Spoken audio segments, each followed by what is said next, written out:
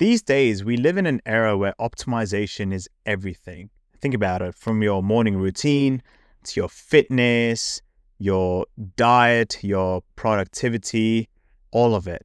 And the message we constantly get from society is that we need to dial things in, we need to maximize everything, optimize everything, and always get that extra 1% improvement in every aspect of your life. But then there's a catch to it. What happens when this optimization itself becomes the problem? And what if in trying to perfect everything, we end up feeling a lot more overwhelmed, more burnt out, and ironically, less effective? So today, I want to discuss this topic and talk about this concept of deliberate deoptimization, which is the idea that sometimes the best way to level up is to consciously let go of certain things.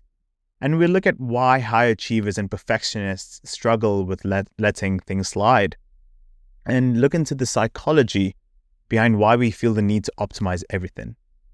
Another thing which is important is to figure out how to identify what actually deserves your obsessive attention and what's just mental clutter. And then obviously some sort of a simple framework to help you actually practice deliberate deoptimization in your own life. So if you are someone who overthinks, over-optimizes, and feels like there's always one more thing you should be doing better, then this episode is exactly for you.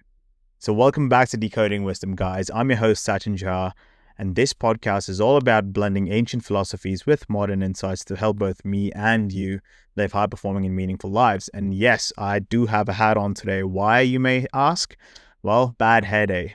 So, let's just crack on anyway. So I want to introduce you guys to this counterintuitive idea. One that might just free you from this never-ending trap of optimization. And it's called deliberate deoptimization. And essentially, it's a way of intentionally letting go of some areas of your life so you can focus on what truly matters. Does that sound radical? Stick with me, because by the end of this episode, you might just give yourself permission to stop sweating the small stuff. Now, the problem that lies here is that the world rewards optimization.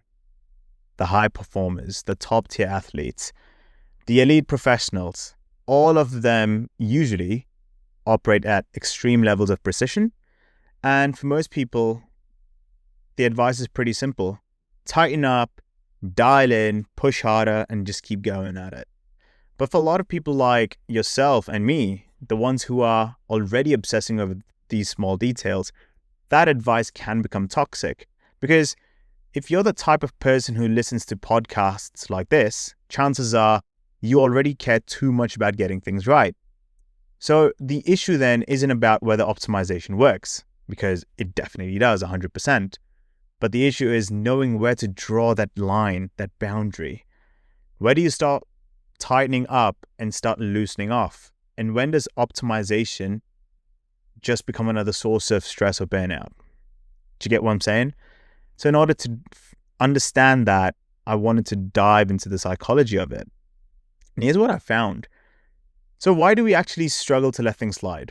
Why do we feel like we need to dial in everything, from our sleep routine to, a lot of my friends talk about like the credit card rewards point system, right? They wanted that to be perfect. And even one of my friends the other day was like, hey, what's the perfect pre-workout formula? And I was like, what? So it was really astounding to see that.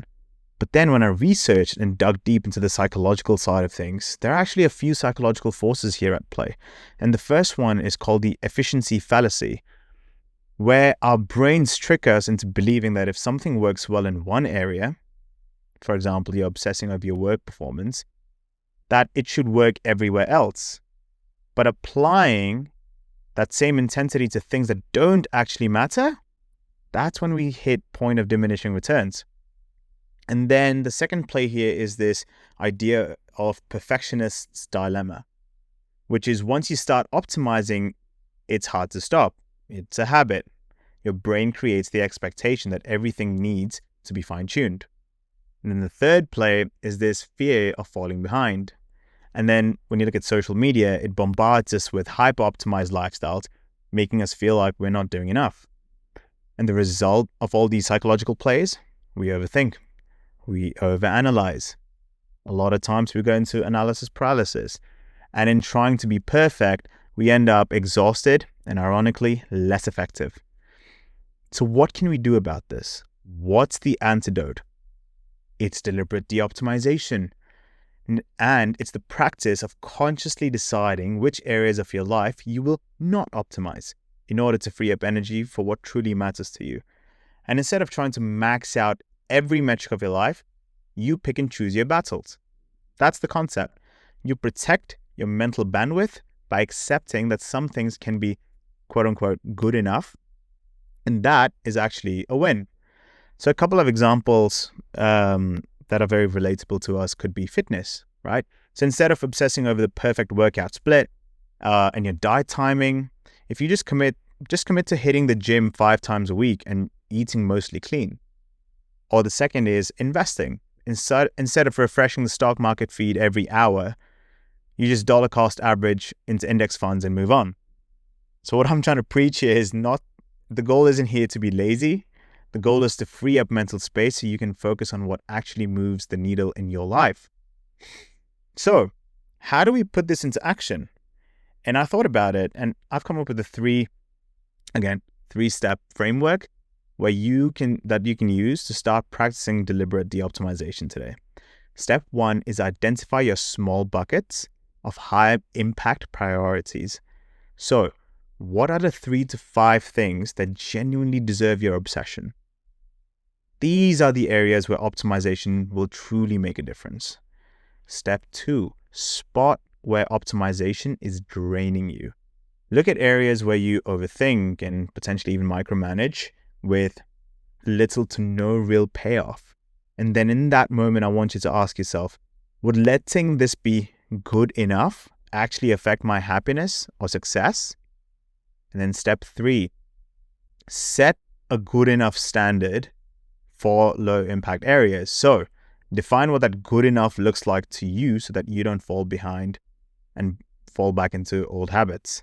For example, when I mentioned the fitness example, so instead of optimizing every single meal in your diet, just aim for an 80% clean eating. Get that metric going. And then an additional one that I could think of on top of my head right now is sometimes you need to catch yourself in the act.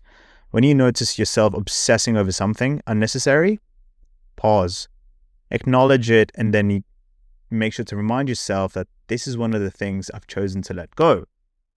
So what do I want you? I want you guys to do this. Pick one area of your life where you feel like you're over-optimizing right now. Second, define what good enough would look like. Okay? And the third is let it go for a week and see how much mental clarity you gain.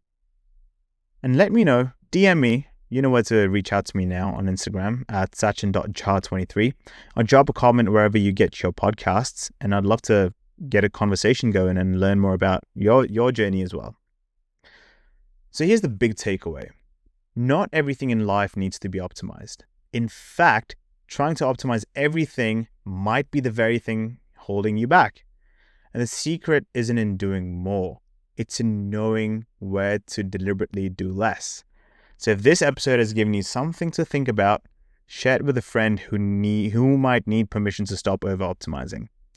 And if you want to keep decoding wisdom together, you know the drill at this point. Hit subscribe, hit follow, drop a comment, keep learning, keep growing, and I'll catch you guys in the next episode. Cheers.